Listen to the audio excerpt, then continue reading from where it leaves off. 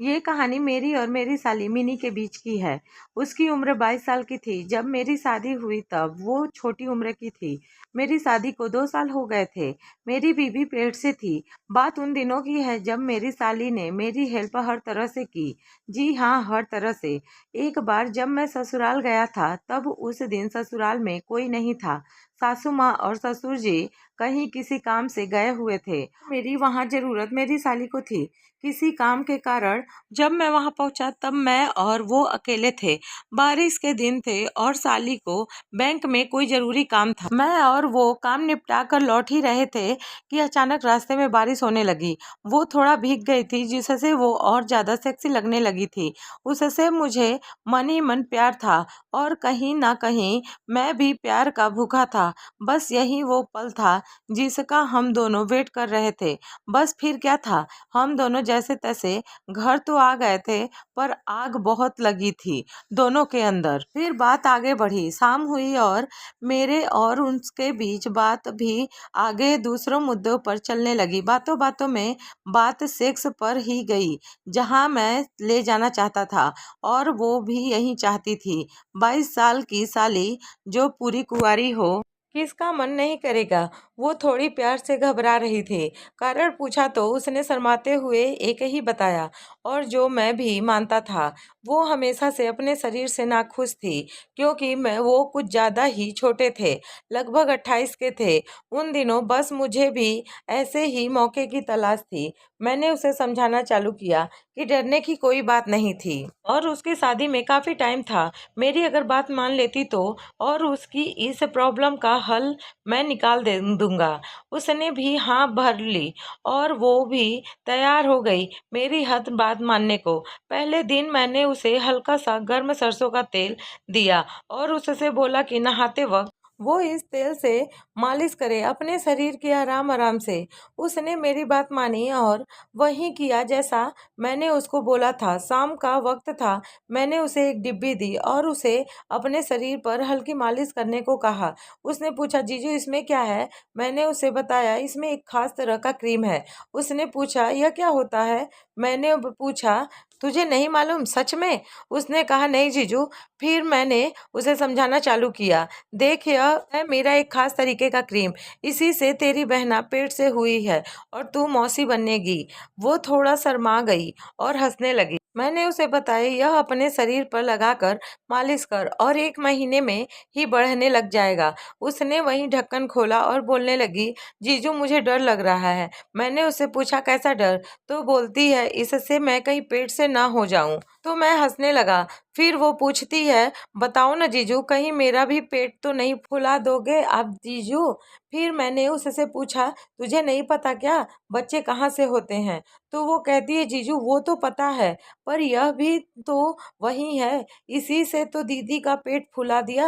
अब कहीं मेरा भी नहीं फूला जाए। मैंने कहा, पगली जब प्यार करते हैं तब ही कोई चांस है तेरे पेट होने का, नहीं तो नहीं। वो कहती है, जीजू मुझे डर लग रहा है। वो कहती है, जीजू ठीक है मैं लगाती हूँ। मैंने कहा, अगर कोई दिक्कत हो जाए तो बता देना, मैं यही हूँ। ठीक है कहकर वो नहाने चली गई। जब वो नहा कर आई तो उसने बताया, उसने अच्छे से लगा लिया तो अब देखो क्या होता है। मैंने कहा, डर मत तू, बस तू मुझे बता दे ताकि मैं 1 हफ्ते में कोई अंतर आया कि नहीं यह देख सकूं। अगले दिन सुबह हुई और हमारी बात चालू हुई। उसने पूछा, जीजू आज क्या करवाना है? मैंने कहा, आज उल्टा करेंगे। सुबह तू वो खास तरीके वाला क्रीम से मालिश करेगी और शाम को तेल से। उसने कहा, जीजू दोनों टाइम उस खास तरीके वाला क्रीम से क्यों नहीं कर सकती हूँ मालिश? मैंने कहा, ठीक है अगर तुझे दोनों टाइम करना है तो दोनों टाइम कर लेना। उसी से वो जीजू आप बाथरूम यूज कर लो, फिर मैं चली जाऊंगी। उसने मुझे वही डिब्बी दी कल वाली। मैं जब बाथरूम में था तब मैंने उसके लिए फिर खास तरह वाली क्रीम दिया। उसे देने गया तब वो फिर मुझसे बोली, वो पेट से ना हो जाऊं कहीं। आज उसकी क्लास ले ली। मैंने उसे साइड में बिठाया और बोला, बेटा तू सुन, आज मैं तुझे बताता हूँ कि पेट कैसे होते हैं। मैं अब सुन, अगर कोई जोड़ा प्यार करता है तब वो पेट से होता है। वो जीजू पर मैंने तो सुना है वो खास तरीके वाला क्रीम औरत के शरीर में अगर कहीं से भी चला जाए तो वो पेट से हो जाती है। नहीं पगली, तुझे कुछ नहीं आता। मैं तुझे सब अच्छे से बताता हूँ। तू जा, इसे अभी अपने शरीर पर लगा ले और नहा ले। और वो नहाने चली गई। जीजू, आप भी ना कहाँ कहाँ से ऐसे आइडियाज लाते हैं। मैंने तो लगा लिया वो क्रीम, शाम के लिए और चाहिए वो क्रीम। पूरा लगा लिया मैंने। अब कल मिलेगा, आज नहीं। उसने मुझे ओके कहा और मोबाइल में सर्च करने लगी। जो जो मैंने उसे बताया था वो सब सही लगने लगा। अब वो और खुशी खुशी शाम होने का इंतजार करने लगी। शाम को उसने मुझे कहा, जीजू आपको दिक्कत ना हो तो मैं निकाल दूं वो खास तरीके वाली क्रीम। मैंने कहा निकाल सके तो निकाल ले, तेरी मर्जी। मैंने कहा कैसे निकालते हैं, तुझे आता भी है? नहीं।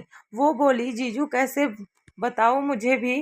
फिर मैंने उसे एक वीडियो दिखाया जिसमें यही हो रहा था। फिर उसे देखकर उसका भी मन हो गया और बोलती है वो मुझे भी निकालना है प्लीज़।